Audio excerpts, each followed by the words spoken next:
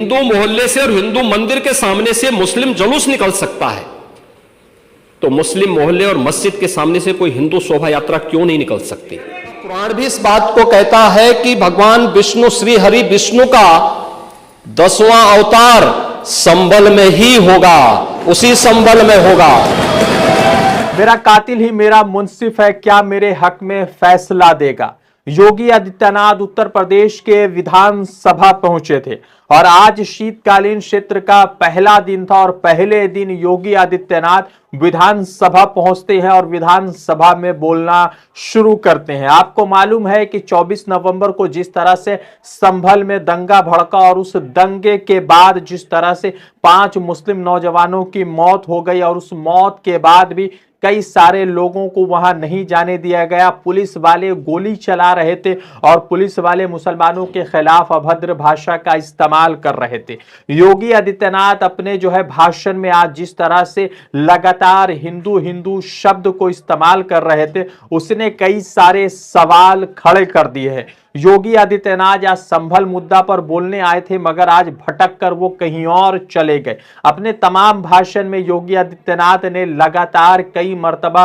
हिंदुओं की मौत, हिंदू शब्द पर जोर डाला और आपको बताते हैं कि योगी आदित्यनाथ ने क्या कुछ कहा है। योगी आदित्यनाथ आज जवाब देने विधानसभा पहुंचे थे। 24 नवंबर को जिस तरह से दंगा भड़की थी और उस दंगा के बाद लोगों के मन में लॉ एंड ऑर्डर के लेकर सवाल उठ रहे थे कि किस तरह से मीरापुर के बाई इलेक्शन में पुलिस वाले मुस्लिम नौजवान को या मुस्लिम महिलाओं को वोट देने से रोक रहे थे। दूसरी तरफ किस तरह से संभल में जिस तरह से दंगा भड़का और सर्वे करने जा रही लोग टीम लगातार जय श्री राम का नारा लगा रहे थे। फिर उसके बाद किस तरह से संभल में वो ऑफिसर जो मुसलमानों के खिलाफ अभद्र भाषा इस्तेमाल कर रहे थे और जिन्होंने पत्थर चलाई थी उनके ऊपर गोलियां बरसा रहे थे, उसके बारे में बात कही। योगी आदित्यनाथ ने जो कुछ कहा उससे लगता है कि योगी आदित्यनाथ भी दंगा को खामोश या शांत करने के लिए किसी तरह का प्रयास उस समय में नहीं किया होगा। योगी आदित्यनाथ ने भाषण के बीच कई सारी बातें कही। आपको बताते हैं कि योगी आदित्यनाथ ने सबसे पहले कहा कि हरिहर मंदिर वहां पर मौजूद था और मीर बाकर ने अपनी किताब बाबरनामा में लिखा है कि हरिहर मंदिर को तोड़ा गया था और वहां मस्जिद बनाई गई थी। जो योगी आदित्यनाथ ने आगे कहा कि 1947 से लेकर 2004 तक 209 हिंदुओं की मृत्यु हुई और 1978 में 184 हिंदुओं की मृत्यु हुई। योगी आदित्यनाथ ने कहा कि भगवान विष्णु का 10वां अवतार संभल में ही होगा। योगी आदित्यनाथ ने आगे बढ़ते हुए कहा कि जिस तरह से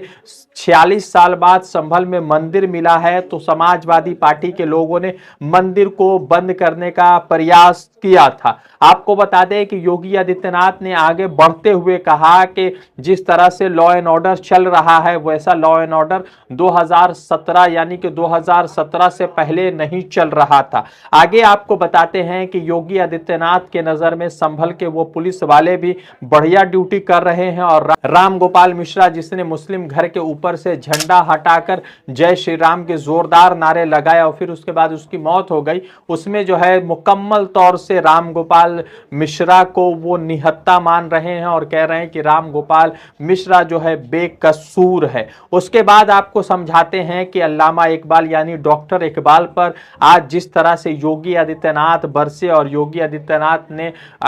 डॉक्टर इकबाल के नेशनलिटी पर यानी देशभक्ति पर सवाल उठा दिया। आपको बता दें कि योगी आदित्यनाथ ने कहा है कि पत्थरबाजों को बख्शा नहीं जाएगा, दंगाबाजों को बख्शा नहीं जाएगा। मगर योगी आदित्यनाथ जिस तरह से एक सेलेक्टिव आउटरीच के साथ आज भाषण देने आए थे तो उससे लग रहा था कि सरकार कुछ खासा तवज्जो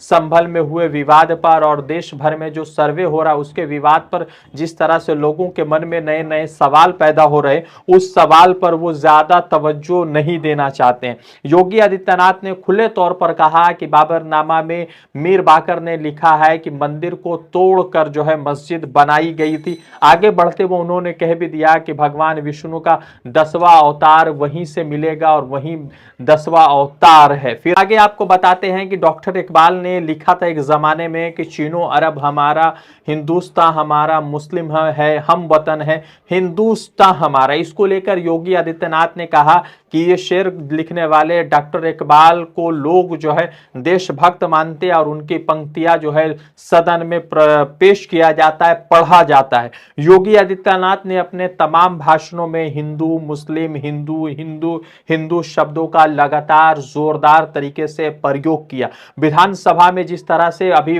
बाई इलेक्शन हुए, 9 विधानसभा में से 7 में भाजपा को जीत मिली और 2 पर जो है समाजवादी पार्टी को जीत मिली, इसको लेकर भी वो लगातार आज जोरदार तरीके से हमलावर थे। और वो बता दें कि योगी आदित्यनाथ ने अपने भाषण में बाई इलेक्शन का भी जिक्र किया। अभी उत्तर प्रदेश में बाई इलेक्शन हुआ था जिसमें 9 विधानसभा सीटों के लिए बाई इलेक्शन होना था। उस 9 विधानसभा सीटों के बाई इलेक्शन में जिस तरह से जो है 7 सीटों पर भाजपा जीतने में कामयाब और 2 सीटों पर समाजवादी पार्टी जीतने में कामयाब रही, तो उसको लेकर भी योगी आदित्यनाथ कह रहे थे कि मीरापुर में भी हम जीते और जिस तरह से सीसा माओ और करहल वगैरह में भी हमारे जीत का मार्जिन कम रहा। मगर सवाल ये उठता है कि मीरापुर के वो पुलिस ऑफिसर जिन्होंने महिलाओं को, मुस्लिम महिलाओं को वोट नहीं देने दिया, उसको भी जो है योगी आदित्यनाथ जो है किस तरह से देखते हैं और इस पर भी किसी तरह के उन्होंने सवाल नहीं उठाए। योगी आदित्यनाथ के भाषण का पूरा निचोड़ अगर आप देखेंगे तो पूरी भाषण में योगी आदित्यनाथ सिर्फ हिंदू हिंदू हिंदू शब्दों का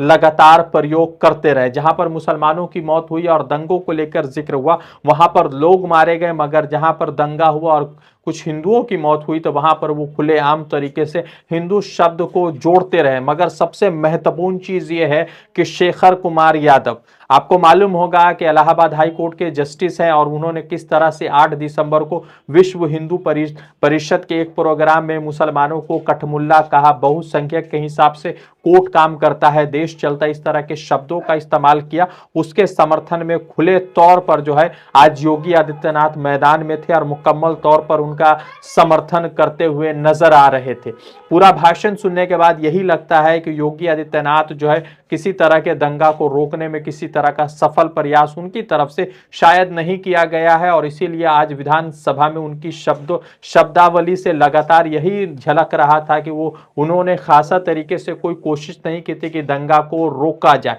आज जिस तरह से पूरे देश भर में संभल विवाद को लेकर लगातार लोगों के मन में सवाल उठ रहे हैं, तो उसी बीच योगी आदित्यनाथ कह रहे हैं कि बाबरनामा में लिखा हुआ है कि मीर बाकर ने मस्जिद हरिहर मंदिर को तोड़ा था और उसको जो है तोड़ने के बाद वहां पर मस्जिद बनाई थी। अब सवाल ये उठता है कि सर्वे को लेकर जिस तरह से देश भर में माहौल है और पूरे देश के सबसे बड़े राज्य के मुख्यमंत्री का इस तरह का बयान आना और इस तरह से मुसलमानों को लेकर सेलेक्टिव आउटरीच लेना क्या सही है? विधानसभा में इस तरह की भाषण हुई, विपक्षों का जरा जोरदार तरीके से विरोध प्रदर्शन भी रहा, मगर उसके बावजूद योगी आदित्यनाथ लगातार बोलते रहे और बोलते बोलते किस तरह से जो है लगातार अपने भाषण में अपने शब्द में हिंदू शब्दों का प्रयोग करते रहे। बता दें कि इन तमाम चीजों के बाद योगी आदित्यनाथ ने एक बहुत बड़ी बात की। योगी आदित्यनाथ कह रहे थे कि मुसलमानों का त्यौहार होता है, हिंदू मोहल्ले से गुजरता है, मगर किसी तरह के कोई भी जो है दंगा फसाद की खबर नहीं आती है।